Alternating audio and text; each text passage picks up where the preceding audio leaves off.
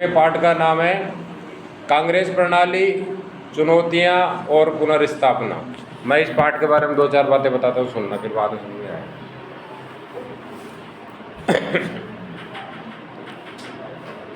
देश आज़ाद होने से पहले अपने कांग्रेस पार्टी जो है वो देश को आज़ाद कराने में लग रही। जवाहरलाल नेहरू भी शामिल थे इसमें, महात्मा गांधी भी शामिल थे और बहुत लोग शामिल थे। देश आज़ाद हुआ और कांग्रेस को इसका श्रेय मिला कि कांग्रेस ने देश आज़ाद कराया। मुस्लिम लीग ने पाकिस्तान बना लिया और कांग्रेस ने हिंदुस्तान बना लिया। ठीक है,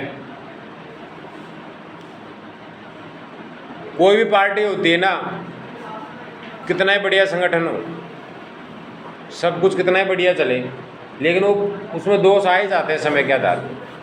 भ्रष्टाचार भी आ जाते हैं, परिवारवाद भी आ जाता है, गुंडागर्दी भी आ जाती है, अवैध पैसे का लेन देन भी आ जाता है, बहुत कुछ आ जाता है। आजकल हालत यही हो रहे हैं देश में।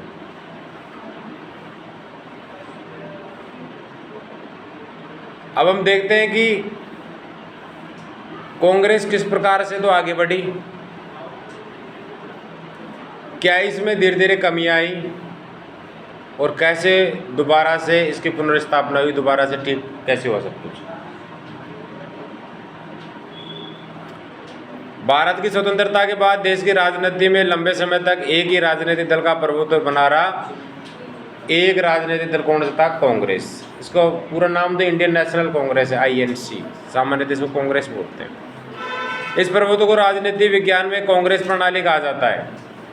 मतलब पूरे देश में हर राज्य में ऑलमोस्ट कांग्रेस की सरकारें बन रही है। कोई दूसरा दल थे, दूसरे दल अपोजिशन में, लेकिन उनके इतने भी MLA MP नहीं चुने जाते थे कि वो अपोजिशन के कहलाने के लायक हो। बहुत कम, टक्कर देने वाला कोई नहीं था कांग्रेस को। तो कांग्रेस के प्रभुत्व का जो दौर है उसको कांग्रेस प्रणाली कहते हैं। पूरा देश कांग्रेस में हो गया। स्वतंत्रता आंदोलन का नेतृत्व करने वाली भारतीय राष्ट्रीय कांग्रेस केवल एक राजनीतिक दल नहीं था, बल्कि एक व्यापक राष्ट्रीय आंदोलन का प्रतीक भी था। इसलिए स्वतंत्रता प्राप्ति के बाद स्वाभाविक रूप से जनता का विश्वास कांग्रेस के साथ रहा और देश की राजनीति में उसका प्रभाव अत्यंत मजबूत था। इसके नेता बहुत बड़े बड़े थे, वर्ल्ड लीडर थे वो एक प्रकार से। तो महात्मा गांधी ने असहयोग आंदोलन किया, भारत छोड़ो आंदोलन किया, सविनय अवज्ञा आंदोलन किया। इन आंदोलनों में करोड़ों जनता ने, भारतीय जनता ने साथ दिया उनका, और गांधी ने विश्वास बनाए रखा और देश आज़ाद हो गया। तो पूरा श्रेय कांग्रेस को जाता है। इसलिए कांग्रेस की महिमा बढ़ गई थी। देश आज़ाद होने के बाद 1980-85 तक के दौर में चारों तरफ कांग्रेस का ही बोलबाला था। फिर धीरे धीरे फिर क्या हुआ, BJP का संगठन हुआ, अब BJP का बोलबाला है, कांग्रेस भी है फिलहाल। स्वतंत्रता के बाद शुरुआती वर्षों में कांग्रेस की स्थिति इतनी मजबूत थी कि केंद्र सरकार और अधिकांश राज्यों में उसकी सरकारें थी। विपक्षी दल मौजूद थे, लेकिन वे बहुत कमज़ोर थे और कांग्रेस को सत्ता से हटाने की स्थिति में नहीं थे। कांग्रेस के भीतर विभिन्न विचारधाराओं के नेता और समूह मौजूद थे, इसलिए कई विद्वान इसे छाता संगठन भी कहते हैं। इसका अर्थ यह है कि कांग्रेस के भीतर समाज के विभिन्न वर्ग और विचारधाराओं का प्रतिनिधित्व होता था। चाहे हिंदू हो, चाहे मुस्लिम हो, चाहे ST SC OBC हो, चाहे जनरल हो, चाहे राजपूत हो, बढ़िया हो, कोई भी कास्ट का आदमी हो, कोई वर्ग का आदमी हो, कांग्रेस में कहीं ना कहीं उसका प्रतिनिधित्व था। और आज भी कांग्रेस के अंदर हर जाति से, हर धर्म से, हर समाज से लोग हैं। तो हर आदमी का अपना हित सध रहा था, हर आदमी, हर समाज, हर तबके का अपना अपना फायदा हो रहा था, इसलिए लोग कांग्रेस से जुड़ रहे थे।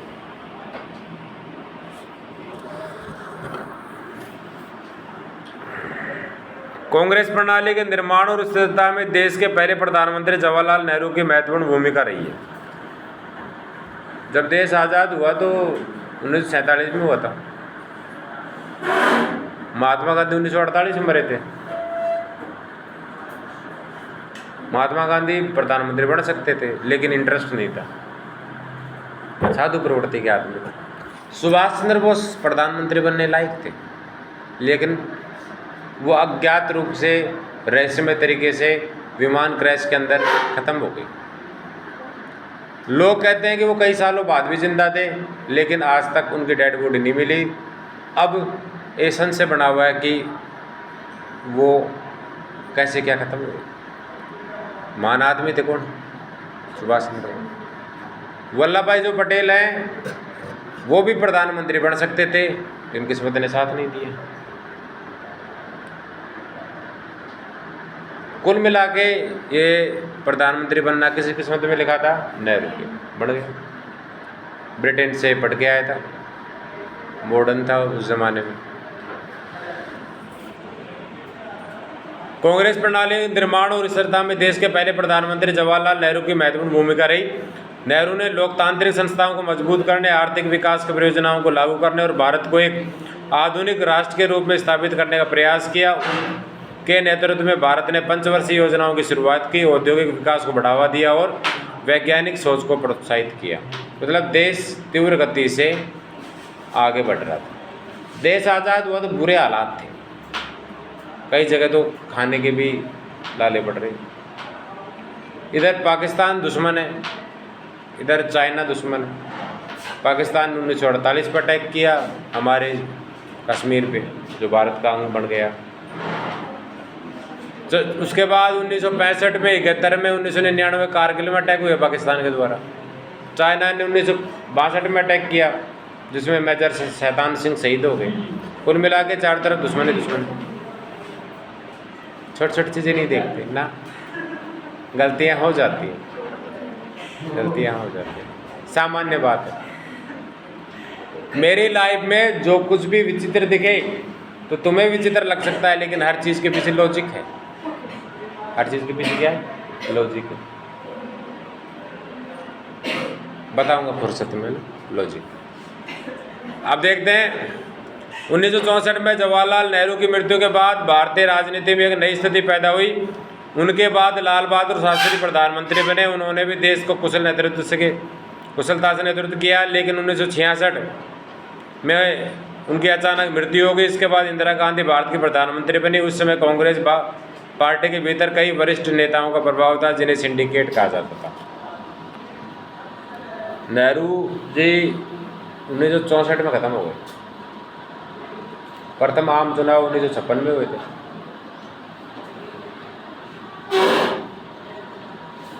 नेहरू 64 में खत्म हो गए।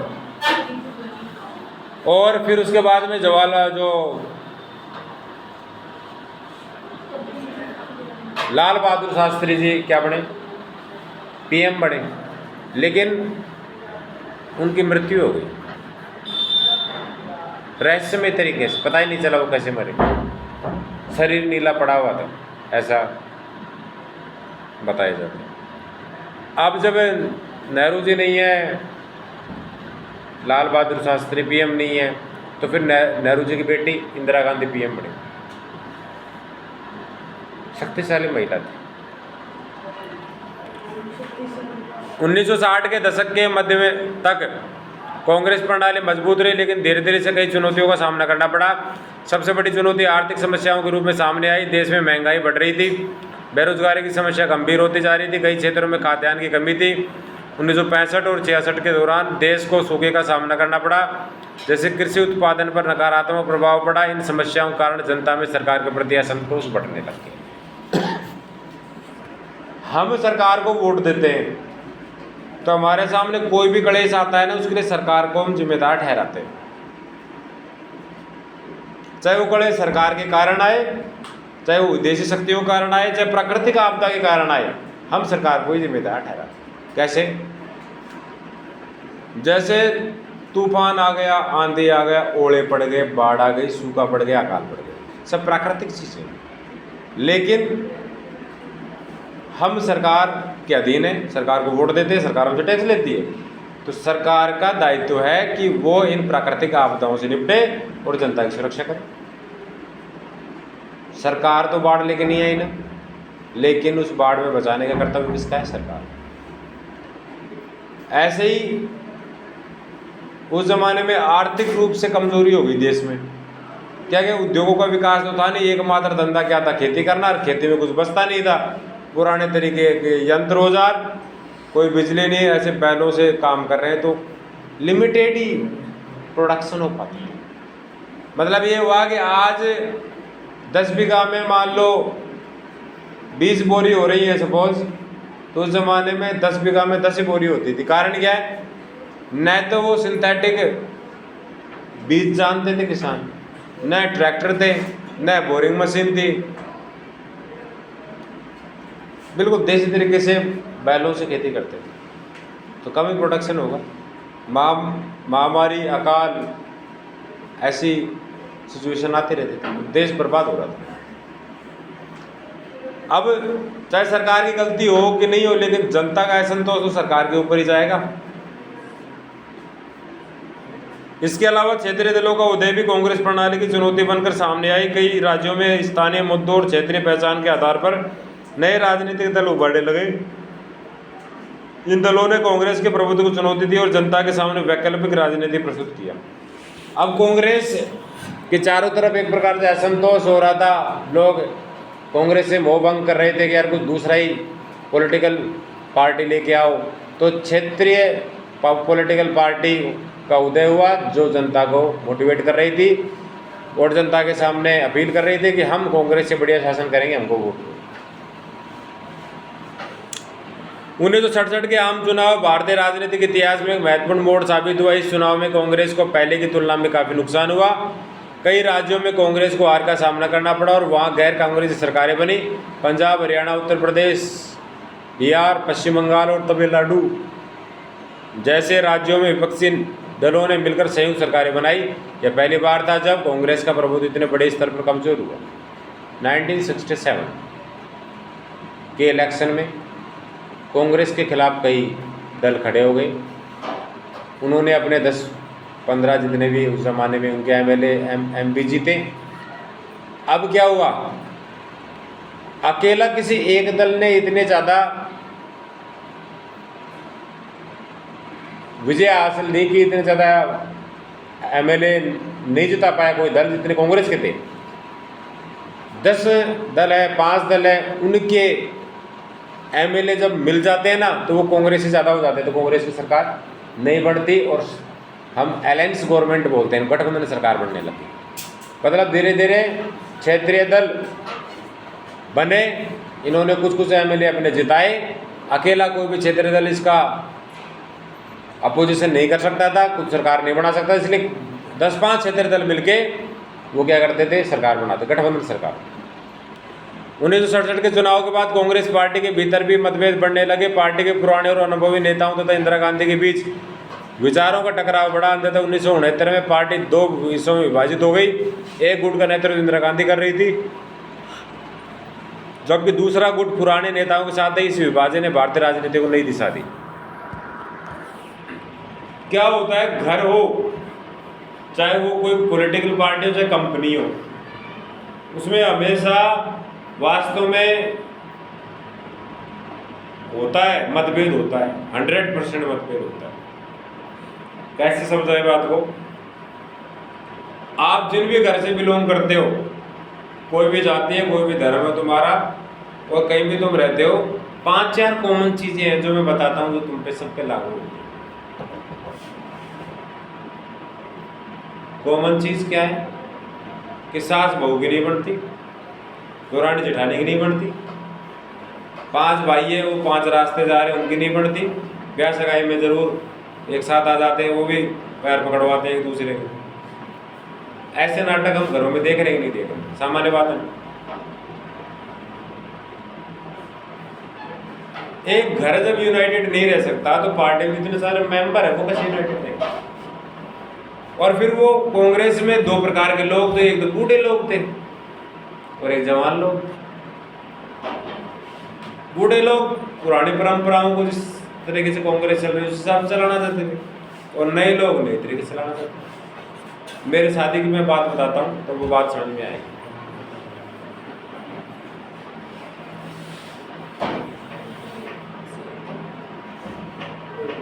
मेरे को याद है कि मैं घोड़ी पे बैठा हुआ था,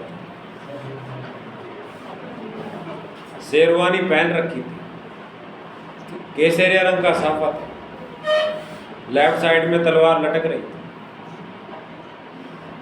और मैं घोड़े पे चढ़ के जिस घर में शादी थी लड़की के घर के बाहर, पहले क्या नियम होता है कि जहाँ डेरा डाला है वहाँ से लड़की के घर तक जाओ, फिर लड़की देखेगी आ गया, शाबाश मेरे चीते, उसके बाद फिर यूटर्न लेके दोबारा डेरे पे जाओ। तो मैं यूटर्न लेके गया। इसी दौरान सब अच्छा चल रहा है। अब देखो तोरण मारने के लिए जाते हैं तो मेरे नाना जी आर्मी में थे, पुराने ख्यालों के आदमी थे, तो बैंड तो था और बैंड बज भी रहा था, लेकिन मेरे साथ के जो मेरे मित्र मंडली थी वो जब नाच रहे थे ना तो नाना जी को मना किया, कहा कि डीटो नाचते नहीं है।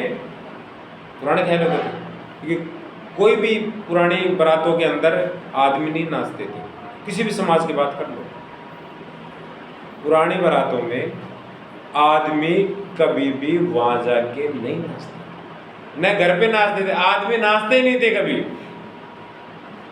वो लड़के नहीं माने, नाचने लग गए। नाना जी को गुस्सा आ रहा था, लट साथ में था, उन्होंने सोचा कि क्यों विवाद बढ़े, मरने तो क्यों पड़ लो, सहन करते गए। लेकिन फिर क्या हुआ, एक गाना आता है जो अक्सर बारातों में बजता है, जिसके ऊपर वो दोस्त लोगों बावड़े हो जाते हैं, वो गाना कौन सा है? नागिन डांस।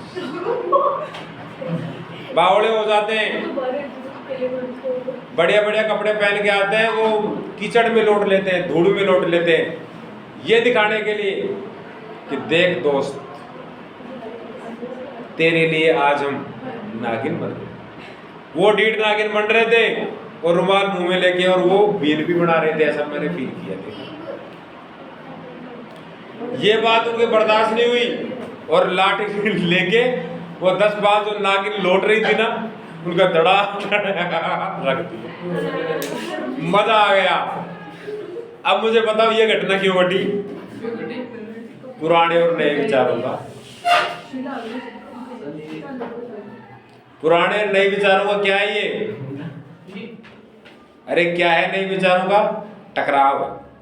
अब जैसे मान लो कोई भी है, ये चंद्रू ही है, अब मान लो ये चंद्रू का ब्याह हो और इसकी पत्नी जींस पहन के बगल में बैग डाल के और भाई काला चश्मा लगा के बुलेट पे चढ़ के शॉपिंग करने जाए और चंद्रू पीछे बैठे, तो घर वाले पहले तो इसको पीटेंगे, मारेंगे कि ढीठ बीननिया तो सब क्या है, पर तेरे बीनने के नीचे नहीं जाए। ये कहेगा नहीं मेरी बीननी पढ़ी लिखी है, मॉडर्न है, तुम क्या जानो, तुम तो अनपढ़। ये तो बस का नहीं बावड़ा हो गया, बस में आगे रुक गई। कभी भी देखना दो जनरेशन के बीच में हमेशा क्या होता है? विचारों का फर्क होता है, पहनावे का फर्क होता है, सारा फर्क। तो कुछ तो समायोजन करें तो तालमेल बैठ सकता है। ये जो वरमाला डालने का सिस्टम है ना, ये कुछ 15-20 सालों से देखा है मैंने ये ड्रामा।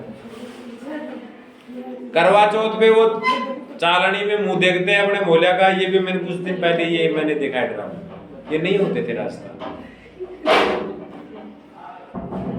नागिन डांस का ड्रामा भी हुआ है,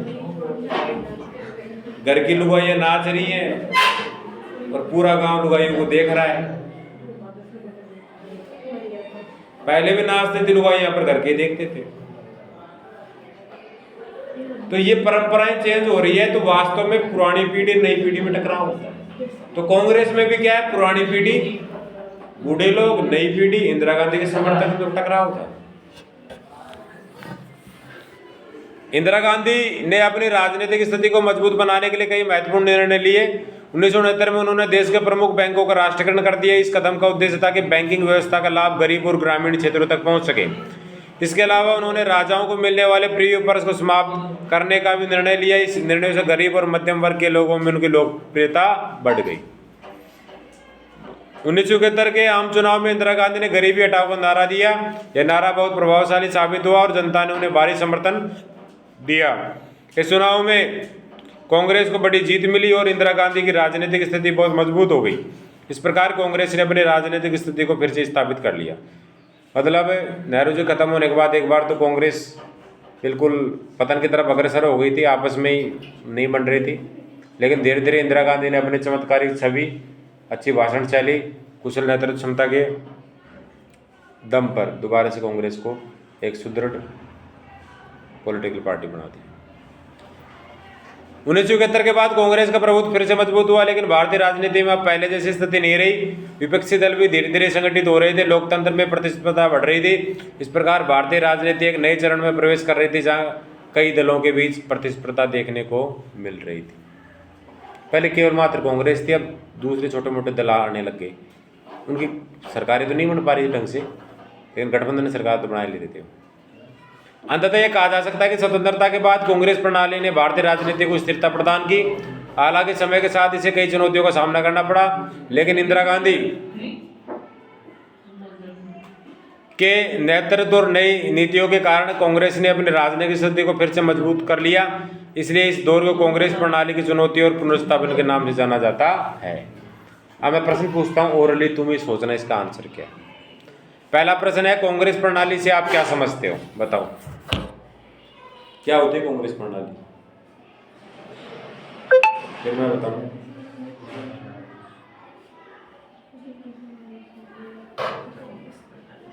बताओ कांग्रेस प्रणाली क्या होती है। मैं बताऊं, मेरे बताने के बाद बता दोगे। नींद आ रही, मेरे को बारी कंट्रोल। देश आजाद होने से पहले कांग्रेस संघर्ष कर रही थी आज़ादी के लिए। देश आज़ाद हो गया, जिसने आज़ादी दिलाई उसका एहसान जनता कैसे भूल सकती है। कांग्रेस पार्टी ने सरकार बनाई, नेहरू जी क्या बने प्रधानमंत्री, बढ़िया देश का विकास किया।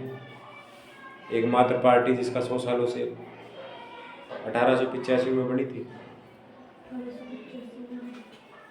100 साल ज़्यादा हो गए इस पार्टी को बने में, तो जनता का विश्वास इसके साथ था। राष्ट्रीय आंदोलन से जुड़ी हुई पार्टियां थी। गांधी जी के नेतृत्व में सविनय अवज्ञा आंदोलन, असहयोग आंदोलन, भारत छोड़ो आंदोलन, विभिन्न प्रकार के छोटे मोटे आंदोलन चलाए गए, बड़े आंदोलन चलाए गए। देश का सब तरीके से विकास हो रहा है। देश की आज़ादी के पहले, आज़ादी के बाद, दोनों ही समय में कांग्रेस की बड़ी धाक है। इसी धाक को, इसी पॉपुलरिटी को, इसी दबदबे को कांग्रेस प्रणाली कहा जाता है।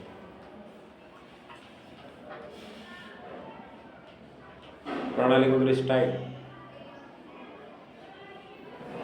बता कांग्रेस प्रणाली क्या होता है, क्या होती है कांग्रेस प्रणाली।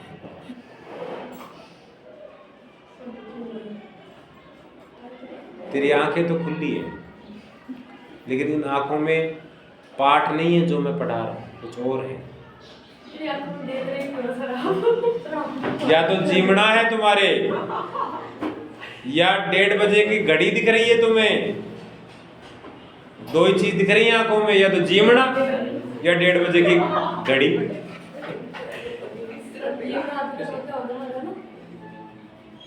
बता बालिका, कांग्रेस प्रणाली क्या होता है।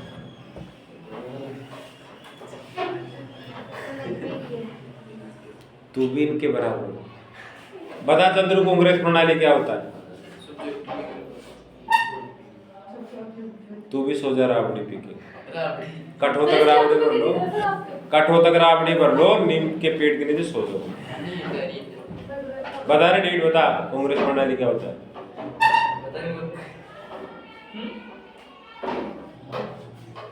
सर ये पॉलिटिकल छात्र बता रे महेंद्र, पॉलिटिकल क्या होता है, कांग्रेस प्रणाली क्या होता है। इंग्लिश में बताएंगे, समझे नहीं, इसको इंग्लिश में समझा दो सर।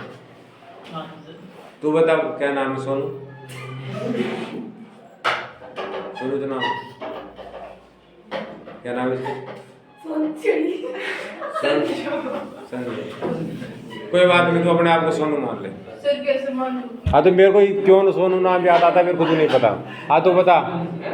सर जो मतलब कि जो कांग्रेस का कार्यशील था कि जो मतलब कि देश आजाद होने से पहले जो देश आजाद होने के बाद में जो उन्होंने कार्य किए, अरे डीट आके देख ले।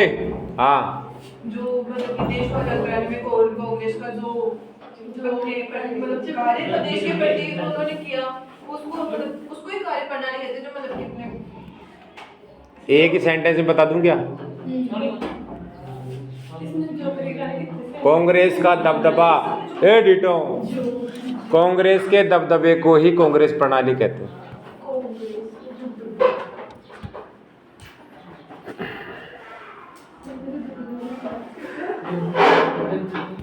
अरे जैसे अब ये चंद्रू पढ़ रहा है 12th में, लेकिन 12th में इसकी लॉटरी लग जाए 50 करोड़ की। अब ये बढ़िया गाड़ी लिया है, बढ़िया कुत्ते लिया है, बिल्ली लिया है, लाडी लिया है, जब मौज हो रही है। अब ये पार्टी लिया है, तो अब ये जहाँ से जाएगा ना तो लोग क्या बोलेंगे, ये चंद्रू स्टाइल है। ये क्या है? चंद्रू स्टाइल है। इसको हिंदी में बोलेंगे चंद्रू प्रणाली। तो कांग्रेस अरे कांग्रेस के चारों तरफ दाग थी, कोई दूसरा दल इसको हरा ही नहीं पा रहा था। ये तो लेट आई थी 1985 के आसपास, तो फिर इसको कांग्रेस प्रणाली बोलेंगे। अब तो बता दो डिटो, क्या है कांग्रेस प्रणाली? 89। अरे बताओ कांग्रेस प्रणाली क्या है?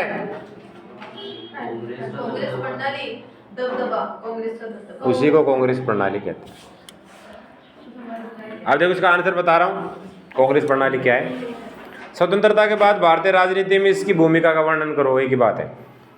कांग्रेस प्रणाली से आज से उस राजनीतिक व्यवस्था से है जिसमें स्वतंत्रता के बाद भारत की राजनीति में कांग्रेस पार्टी का प्रभुत्व था। उस समय केंद्र और अधिकांश राज्यों में कांग्रेस की सरकारें थी। विपक्षी दल मौजूद तो थे, लेकिन वे इतने मजबूत नहीं थे कि कांग्रेस को सत्ता से हटा सकें। कांग्रेस एक व्यापक संगठन था जिसमें समाज के विभिन्न वर्गों और विचारधाराओं के लोग शामिल थे। इस कारण इसे छाता संगठन कहते हैं, अम्ब्रेला ऑर्गेनाइजेशन।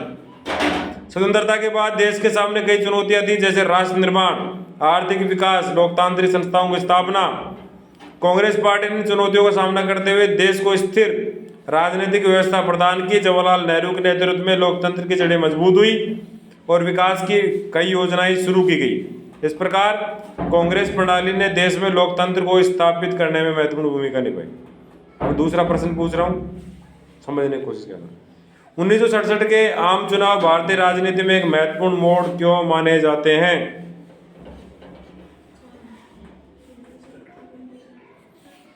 दोबारा पूछो।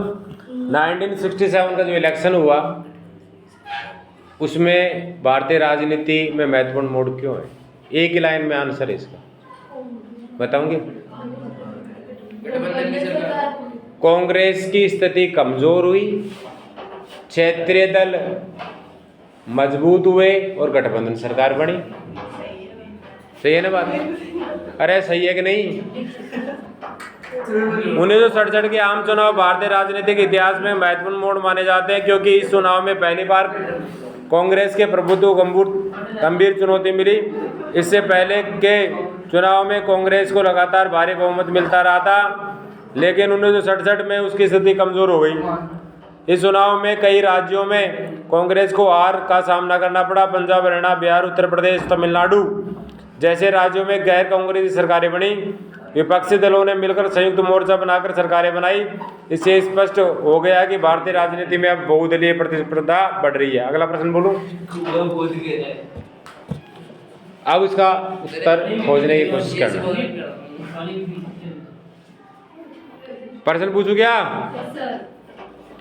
1969 में कांग्रेस पार्टी के विभाजन के कारण और परिणाम का वर्णन कीजिए। 1969 में कांग्रेस पार्टी के दो टुकड़े हो गए, क्या तो कारण थे, क्या परिणाम निकले?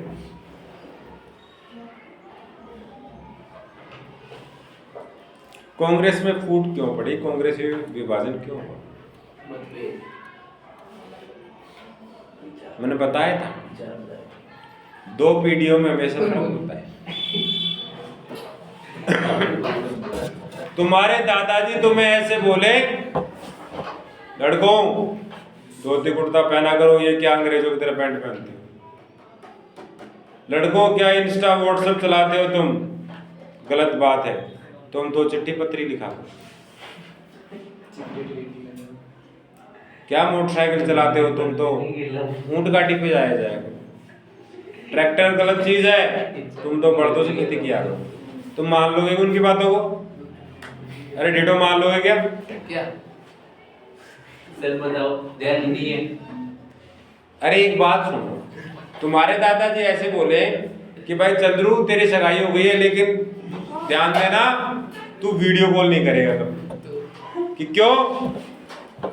क्योंकि मैंने भी कभी लाइफ में वीडियो कॉल नहीं किया। क्या बोलेगा चंद्रू? क्या बोलेगा? सही बात है ना? अरे 2 पीढ़ियों में फर्क नहीं आ जाता क्या? आ जाता है। इस कारण से परिवार हो चाहे राजनीतिक दल हो, दोनों में ही क्या हो, फूट पड़ जाती है कि नहीं?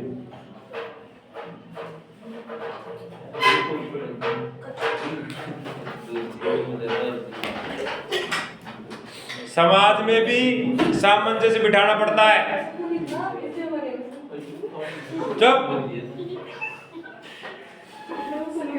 मैंने आपको देखी बातें बताता हूं आपको। हमारे गांव में क्या है कि महिलाएं, कोई महिला आती थी अपने सिर के ऊपर एक छापड़ी रख के, डलिया रख के, और मैं छोटा बच्चा था और मैं पूछता था उस महिला से कि इसमें क्या लाई है, कोई खाने की चीज है? तो कहा कि नहीं, इसमें खाने की चीज नहीं है, इसमें तो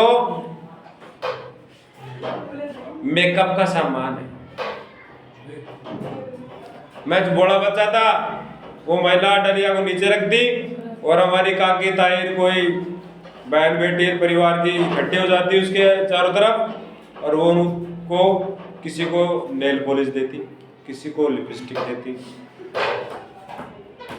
दो चीजें जानता हूँ आजकल, तो पता नहीं क्या क्या आ गया महिला को लगाने का।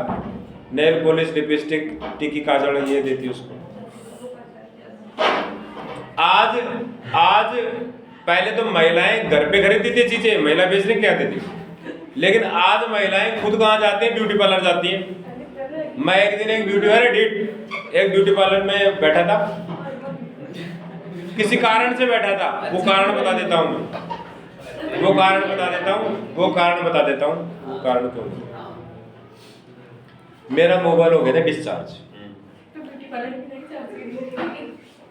ठीक है, और मैं ये नहीं देखता कि ब्यूटी पार्लर है कि मुशान है जहाँ पे मेरे को क्या मिले, चार्जर वहीं टेक देता हूँ। तो ब्यूटी पार्लर था, मैंने कहा कि मैडम आप बुरा नहीं मानो तो मैं थोड़ी देर चार्ज कर लूँ, तो करो ना। मना किसने किया? मेरे ब्यूटी को चार्जर है, लगा दिया, वहीं बैठ गया। बढ़िया। तो क्या था वो? एसी वाला, और गर्मी का टाइम था, और भाई मैं तो बैठा रहा आराम से, मोबाइल चार्ज लगा दिया। अब सुनो, मैं क्या देखता हूं, एक महिला आती है कार से 40 साल कम से कम, आके बैठ जाती है वहां पे कुर्सी पे, और उसके बाद में वो जो ब्यूटी पार्लर वाली है वो उसके बालों को ऐसे बखेर देती है और उसमें पता नहीं क्या बेल बूटे से कर देती है। उसके बाद में उसके चेहरे पे पता नहीं क्या लगा के गाजर, खीरा, मूली, बैंगन पैसे चिपका देती है चार तरफ। अब भाई मैं बैठा रहा, मन ही मन में मैं हंसता रहा, ये क्या हो रहा है इस देश के अंदर? ऐसे ड्रामे कर कर आगे, और उसके बाद में पता नहीं उसको क्या बना के भेज दिया। मेरे को यही नहीं पता आई थी तब कौन थी, गई थी तब कौन थी, मैं कड़ा चुप हो गया। पैसे दिए ना ऐसे फोन पे टन बोला, वो बस धोनी मेरे को सुनाई थी। 2150 रुपए फोन पे प्राप्त थे। सीताराम, क्या लगा दिया ऐसा? अरे क्या कर दिया? थोड़ी सी देर की 2150। आज महिलाएं जाती हैं खुद ठगने के लिए, ब्यूटी क्वीन बनने के लिए, और रहती है वही भैंस के बाबा, कुछ नहीं। तो बोल पीढ़ियों में फर्क आया कि नहीं? अरे नहीं आया क्या? आ गया। आजकल तो ब्याहों में एक ड्रामा और देखता हूं, क्रेन आती है दो, एक क्रेन के एक थोबड़े पे चढ़ जाती है वो लुगाई, दूसरे पे वो आदमी। वो क्रेन के थोबड़े ऐसे ऊपर होते हैं और वो फिर वो क्या होता है, वो वरमाला उठा लेती है, उस मोहल्ला के सिर में डाल देती है। एक बार क्या हुआ, एक मोटी महिला की शादी थी और वो मोटी महिला को क्रेन पे चढ़ाया गया है, और भाई उस पे क्या डाला, वरमाला डाला, क्रेन टूट गई, गंभीर चोटें आ गई क्रेन के। वो 250 किलो की चढ़ गई थी बताओ।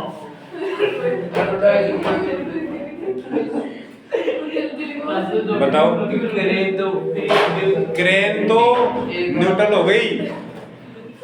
अच्छा एक ड्रामा और देखे ब्याह में, मैं बहुत हंसता हूँ ब्याह में। क्या एडिट, पति पत्नी आ रहे हैं,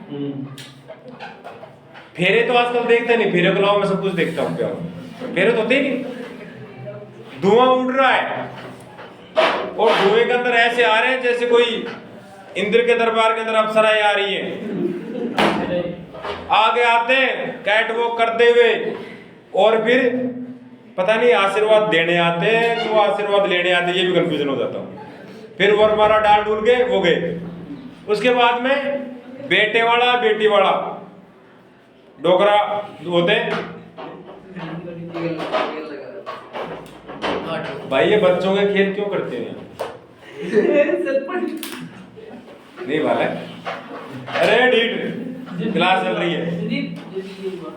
तो इनसे हमें क्या पता चलता है कि 2 पीढ़ियों के अंदर परिवर्तन आता है। चलो आंसर बता रहा हूँ, ध्यान दे। अरे सुन ले डीट, आंसर बता रहा हूँ। मनोरंजन हो गया, अब थोड़ा आंसर बताता हूँ।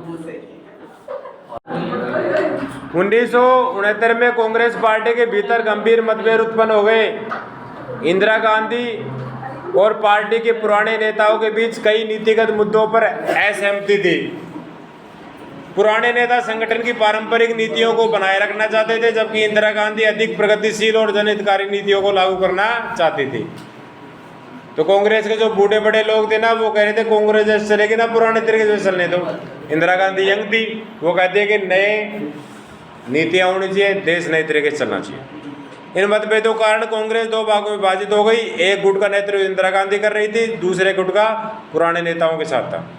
इस विभाजन ने भारतीय राजनीति में नई परिस्थिति उत्पन्न करी, सत्ता संघर्ष तेज हो गया। अगला प्रश्न है, इंदिरा गांधी की नीतियों ने कांग्रेस प्रणाली की पुनर्स्थापना में किस प्रकार योगदान दिया? ध्यान दो रे।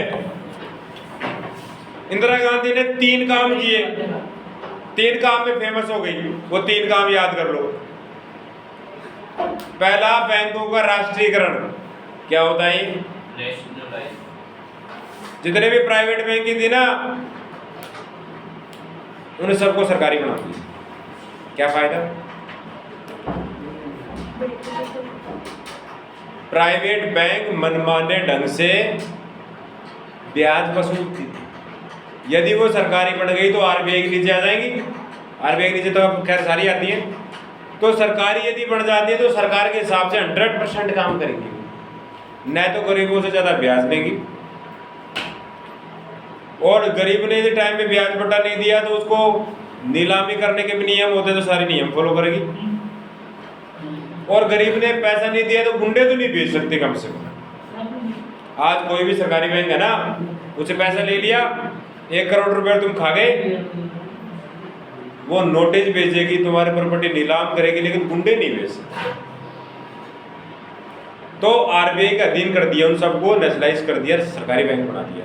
और कहा तुम्हारा उद्देश्य है गरीब को लोन दो, उनको आगे बढ़ाओ। दूसरा काम किया, गरीबी हटाओ, नारा दिया। इसी के आधार पे तो ये नेशनलाइज किया बैंक। एक काम और किया उसने, जब ये देश आज़ाद हुआ तो 550 रियासतें थी इस देश में, राजा महाराजा। उन सब की रियासतों को एक करके हिंदुस्तान बनाया गया। और फिर 1970 तक इनको क्या है, इन सभी राजाओं को पेंशन दी जाती थी, बहुत भारी रकम पेंशन, 20 लाख 25 लाख ऐसे। तो उससे देश का खजाना खाली हो रहा था। तो इंदिरा गांधी ने क्या किया, 1971 में प्रीवी पर्स बोलते उस पेंशन को, वो बंद कर दिया। राजाओं को कहा कि अब तुम भी आम नागरिक हो। इन चीज़ों से इंदिरा गांधी फेमस हो गई, जनता का विश्वास बढ़ा, कांग्रेस की पुनर्स्थापना हो। इंदिरा गांधी ने कई महत्वपूर्ण नीतिगत निर्णय लिए जिनसे उनकी लोकप्रियता बढ़ी। 1969 में बैंकों का राष्ट्रीयकरण किया, जिससे बैंकिंग सुविधाएं गरीब और ग्रामीण क्षेत्रों तक पहुंच सकी। इसके अलावा उन्होंने प्रिव्यू प्रेस को समाप्त करने का निर्णय लिया, जिससे राजाओं को मिलने वाली विशेष सुविधाएं समाप्त हो गई। इन नीतियों से गरीब और मध्यम वर्ग के लोगों में इंदिरा गांधी की छवि मजबूत हुई। उन्होंने गरीबी हटाओ का नारा देकर जनता को अपने साथ जोड़ा और 1971 के चुनाव में भारी जीत हासिल की। अरे पांचवा जो प्रश्न है ना, उस पांचवें प्रश्न की थोड़ी सी व्याख्या करो, दिमाग लगाओ।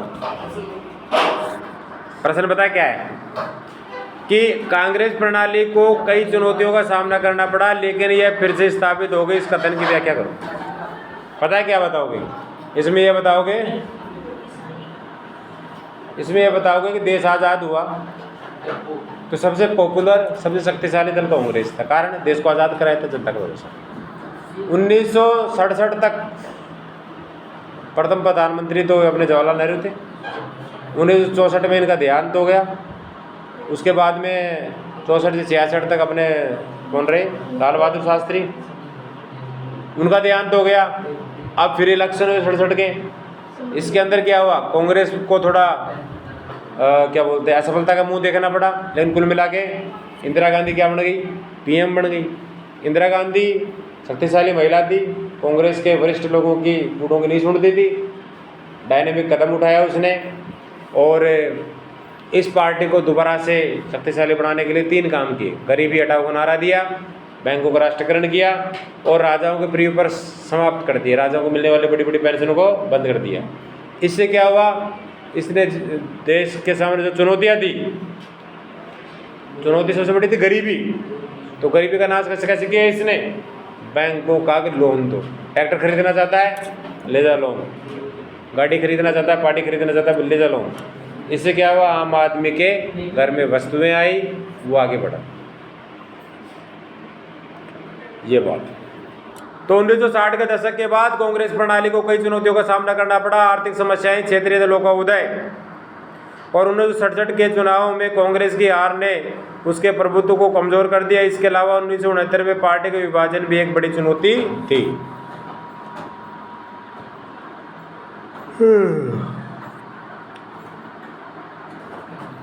लेकिन इंदिरा गांधी के नेतृत्व की नीतियों के कारण कांग्रेस ने अपनी स्थिति को फिर से मजबूत कर लिया। 1971 के आम चुनाव में कांग्रेस की बड़ी जीत हुई और उसका राजनीतिक प्रभाव फिर से स्थापित हो गया। इसलिए कहा जा सकता है कि कांग्रेस प्रणाली की चुनौतियों का सामना करना पड़ा, लेकिन उसकी पुनर्स्थापना हो गई।